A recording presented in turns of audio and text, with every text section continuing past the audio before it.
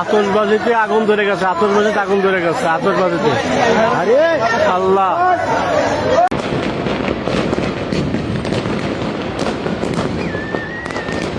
নির্দেশ অমান্য করে ফোটানো আতশবাজি থেকে রাজধানীর মিরপুরে একটি বহুতল ভবনে অগ্নিকাণ্ডের ঘটনা ঘটেছে। বুধবার ৩১ ডিসেম্বর রাতে মিরপুর ৭ এলাকায় এই অগ্নিকাণ্ড ঘটে বলে জানা গেছে। সামাজিক যোগাযোগ মাধ্যমে ছড়িয়ে পড়া একটি ভিডিওতে দেখা যায় রাস্তার পাশের একটি বহুতল ভবনের একাংশ জুড়ে আগুন জ্বলছে।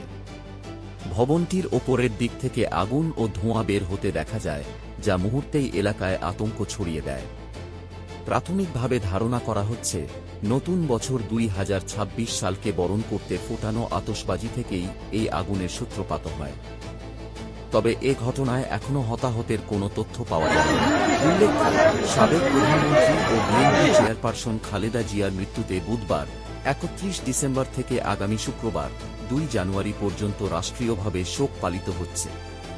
এ উপলক্ষে ঢাকা মহানগর এলাকায় একাধিক নিষেধাজ্ঞা জারি করে ঢাকা মেট্রোপলিটন পুলিশ ডিএমপির বিজ্ঞপ্তিতে বলা হয়, শোককালীন সময়ে রাজধানীতে সব ধরনের আতশবাজি ও পটকা ফোটানো সম্পূর্ণ নিষিদ্ধ।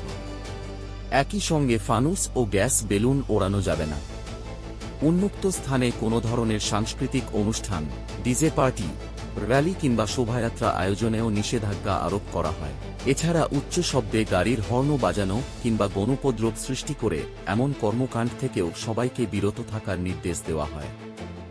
তবে এসব নিষেধাজ্ঞা উপেক্ষা করেই রাজধানীর বিভিন্ন এলাকায় রাত ১২টা বাজার আগেই আতশবাজি ও পটকা ফোটানোর ঘটনা ঘটে। এরই মধ্যে মিরপুর ৭-এর এই অগ্নিকাণ্ড নতুন করে নিরাপত্তা ও সচেতনতা নিয়ে প্রশ্ন তুলেছে।